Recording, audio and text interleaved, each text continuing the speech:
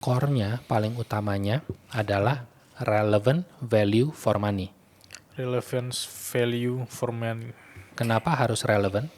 Karena kalau value for money doang, tapi nggak relevant terhadap orangnya, percuma dong. Relevant value for money adalah dia punya masalah, mencari solusi, kita solusi yang tepat, dan solusi kita value for money. Kita nggak bisa bilang harus jual barang murah. Ada yang mau belinya barang mahal. Ya, Murah mahal itu kan subjektif. benar. Tapi value for money itu mutlak. Tapi value for money doang tanpa relevansi itu juga percuma.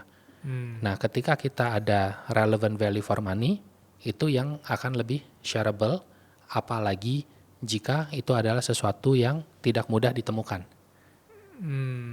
Waktu aku mulai perusahaan pertama aku, Wahana Cipta Nuansa, sebagai distributor terbesarnya Ona, Itu di bidang apa? di Tirai Hordeng Oh, Kasenyamuk, yang tadi juga. betul.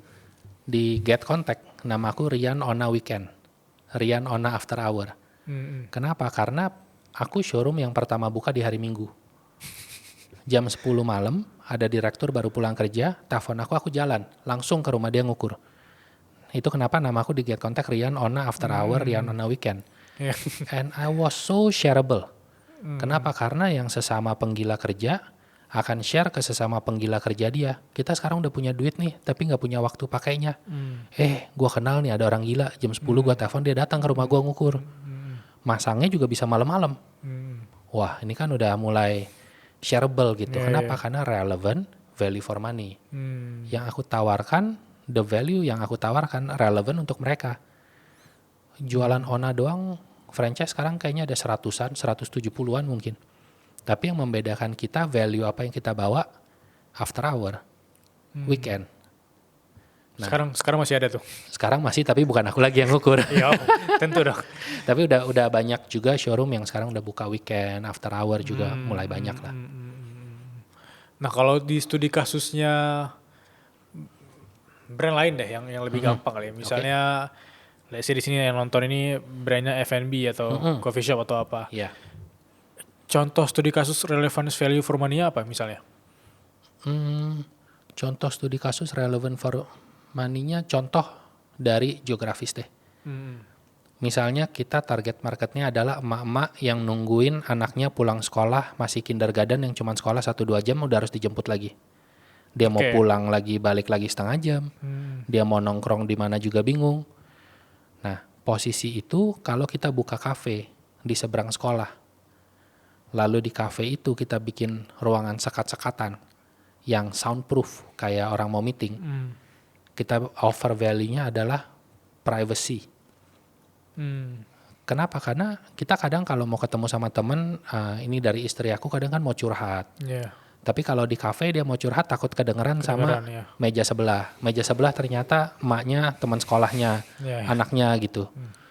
Nah, itu relevant value. Dan itu shareable. Karena kalau value for money-nya bagus, maksudnya yang nggak mahal-mahal banget, ya itu shareable dong. Dalam konteks F&B. Dan itu value yang kita ngomong nggak cuman kopinya enak, makanannya enak. Tapi dia menawarkan safe space to gossip. Dan lokasinya juga strategis sambil nunggu anak pulang sekolah ya.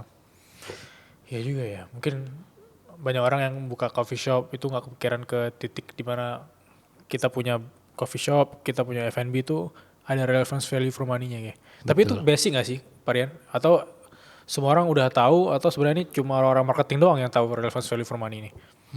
Banyak orang melalui ini bukan karena kesengajaan. Mereka melalui ini emang kebetulan dan mereka sebut itu hoki, anugerah. Tapi kalau aku sudah konsultasikan puluhan brand, yang iklan di aku ada ribuan brand dan aku sendiri punya belasan brand. Aku mulai nemu pola. Dan polanya adalah relevant value for money. Dan yang paling sering terjadi karena ketidaksengajaan itu gimana? Foundernya pertama punya masalah sendiri. Setelah foundernya punya masalah sendiri, dia lihat tidak ada solusi di luar sana, dia yang bikin solusinya. Dia udah tahu target marketnya siapa, dan kebetulan kita sebagai manusia biasanya kita hangout sama orang yang sesama punya masalah kayak kita. Benar. Kita nggak dengerin kata-kata orang yang find the 5 friends yang bring up your grade, nggak tuh. Biasanya kita fallback ke teman-teman kita yang segitu-gitu lagi. Ketika kita ngalamin problem, ternyata itu bukan problem kita, problem banyak orang, kita mensolusikannya, nah itu umumnya akan terjadi relevant value for money. Oke. Aku mungkin bisa ngomongin AI kali ya, karena banyak orang sekarang ngomongin AI ya, dengan marketing gitu. Yes. Kalau Parian lihat apa ya, teknologi AI sekarang, itu apakah sangat membantu marketingnya? Apalagi kan kalau marketing juga perlu sentuhan manusianya gitu. Betul. Gimana? Apa Parian emang udah jalanin pakai AI atau gimana? AI sendiri juga bukan hal yang baru. Tapi publik mungkin taunya sejak ChatGPT tiba-tiba booming. Tapi AI sendiri itu udah lama banget. Dan AI itu kalau kita simplify adalah ketika kita sudah understand things well enough, kita bisa explain dengan cukup simple, dan tiba-tiba semua akan menjadi if this then that. Barulah akan terlahir artificial intelligence. Ada categorization, kalau misalnya ada apa di titik mana, kita categorize ini seperti apa. Kita mulai bisa analyze image, kita mulai bisa analyze video, dari situ baru kita bisa generate. Nah, AI itu sebenarnya semudah itu. Tapi AI seperti semua tools, harus ada tukang yang jagonya. Kita kalau ada masalah dengan jantung, mau pasang ring, tapi dipasang sama tukang sate misalnya, tetap aja lewat. Mau ring sebagus apapun, tetap harus dengan surgeon yang sudah ahli. Nah, AI juga sama. AI adalah tool dan kita harus menggunakan AI sesuai dengan manfaatnya. Dan apakah human touch tetap harus ada? Wajib. Kenapa? Karena contoh deh, kita kalau mau menggunakan AI untuk di marketing dengan pola manusia marketing. Pertama kita akan tanya dulu sama AI. Aku jualan produk ini, kira-kira persona yang akan menggunakan produk aku itu siapa? Dia keluarin 10, misalnya kita suruh list 10. Habis dia keluarin list 10, kita baru tanya lagi dengan AI. Produk ini terhadap persona ini, misalnya terhadap persona ibu-ibu yang juga bekerja, kira-kira bisa mensolusikan problem mereka yang apa.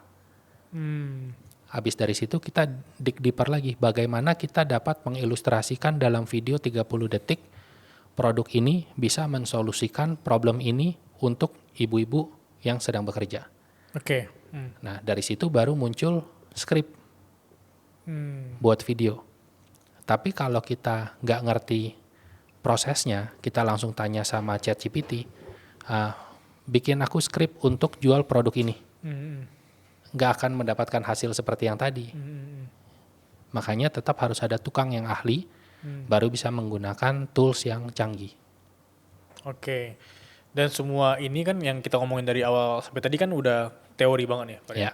Teori dan tujuan kita marketing di bisnis juga tujuannya ke konversi ya. Betul. Ada nggak studi kasus di mana marketing Parian dan tim ini efektif banget sehingga ROAS-nya itu kayak positif gitu loh? Ada nggak studi kasusnya dan boleh share ke kita itu kenapa? Bisa jadi bisa diterapkan ke brand lain gitu, ke teman-teman. Dalam menggunakan AI ya? Bisa jadi menggunakan AI, terus strategi marketing lain boleh juga. Aku paling suka kalau ada brand yang pakai agensi digital marketing aku, adalah brand yang sudah tenar di offline, mereka sudah banyak penjualan di offline, dan baru mau masuk ke online. Aku tinggal tanya, ada nggak nomor WhatsApp atau alamat email dari pembeli Anda yang sebelumnya? Kalau dia bisa keluarin 1.000 aja, paling hebat sih kalau 10.000 setidaknya, itu kita feedback, kasih data itu ke platform seperti Meta, Google, dan TikTok. Lalu kita tinggal iklanin ke lookalike audience. Itu semua based on AI. Apa yang dilakukan sama platform adalah platform akan lihat, 1.000 orang yang kamu kasih ini, mereka rata-rata cowok. Tinggal di Jakarta, bekerja ini, sukanya nonton ini.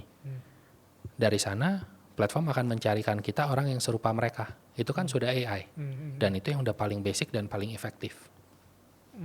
Jadi studi kasusnya misalnya produk apa nih? Produk sepatu lari gitu ya. Ya. Produk sepatu lari ditujukan ke seorang pria yang suka lari di GBK 25 tahun gitu ya. Itu kalau di bahasanya bisnis apa ya? Target audience ya. Betul. Atau audience persona ya. Betul. Dan itu efektif banget per hari ini ya. Dan sekarang kita nggak usah lagi setting mereka pria umur berapa atau apa. Kita cuma tinggal kumpulin nomor WhatsApp sama email mereka, masukin ke platform yang tahu mereka tuh siapa.